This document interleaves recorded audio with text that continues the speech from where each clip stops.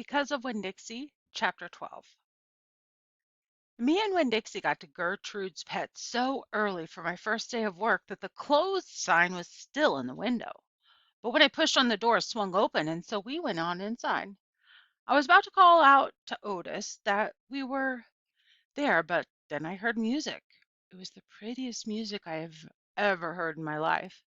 I looked around to see where it was coming from, and that's when I noticed that all the animals were out of their cages.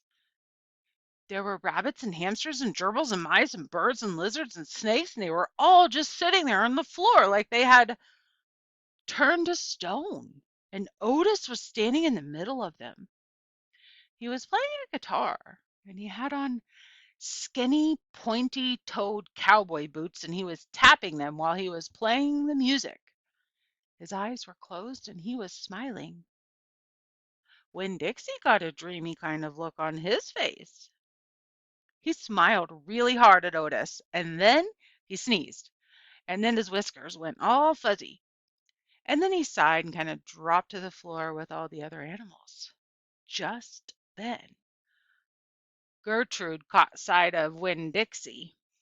"Dog!" she croaked, and flew over and landed on his head. Otis looked up at me.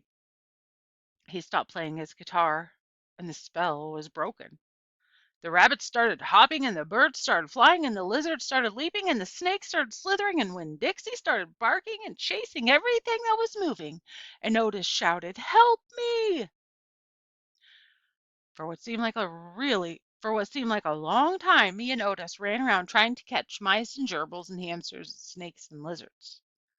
Kept on bumping into each other and tripping over the animals, and Gertrude kept screaming, "Dog! Dog!" Every time I caught something, I put it back in the first cage I saw. I didn't care if it was the right cage or not. I just put it in, slammed the door. And the whole time I was chasing things, I was thinking that Otis must be some kind of snake charmer.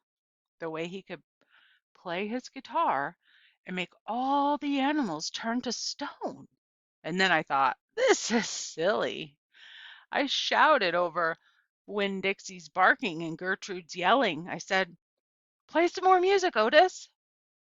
He looked at me for a minute. Then he started playing his guitar, and in just a few seconds, everything was quiet.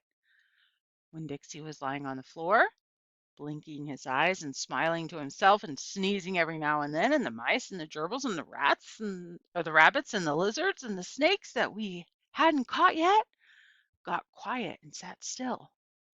And I picked them up one by one and put them back in their cages. When I was all done, Otis stopped playing. He looked down at his boots. "I was just playing them some music.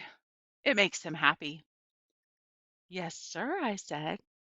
"Did they escape from their cages?" "No," Otis said. "I take them out. I feel sorry for them being locked up all the time. I know what it's like being locked up." "You do?" I said. "I have been in jail," Otis said. He looked up at me real quick and then looked back down at his boots. "You have?" I said. "Never mind," said Otis. "Aren't you here to sweep the floor?" "Yes, sir," I told him. He walked over to the counter and started digging through a pile of things, and finally he came up with a broom. "Here," he said, "you should start sweeping." Only he must have gotten confused. He was holding out his guitar to me instead of the broom.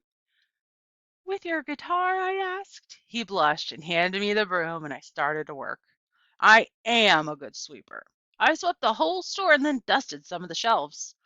The whole time I worked, Winn-Dixie followed me, and Gertrude followed him, flying behind him, sitting on his head and his back and croaking real quiet to herself, "Dog, dog." When I was done, Otis thanked me. I left Gertrude's Pets thinking about how much the preacher probably wouldn't like it very much that I was working for a criminal.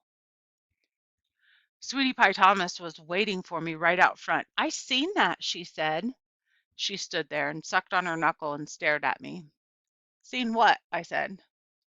I seen all them animals out of their cages and keeping real still. Does that mean magic? She asked. Kind of, I told her. She hugged Winn-Dixie around the neck. Just like this grocery store dog, right?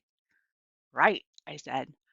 I started walking, and Sweetie Pie took her knuckle out of her mouth and put her hand in mine. Are you coming to my birthday party? She asked. I surely am, I told her. The theme is pink, she said. I know it, I told her. I gotta go, she said all of a sudden. I gotta go home and tell my mama about what I seen. I live right down there in that yellow house. That's my mama on the porch. You see her? She's waving at you. I waved at the woman on the porch, and she waved back. And I watched Sweetie Pie run off to tell her mama about Otis being a magic man. It made me think about my mama and how I wanted to tell her the story about Otis charming all the animals. I was collecting stories for her. I would also tell her about Miss Franny and the bear, and about meeting Gloria Dump and believing for just a minute that she was a witch. I had a feeling that these were the kind of stories my mama would like, the kind that would make her laugh out loud, the way the preacher said she liked to laugh.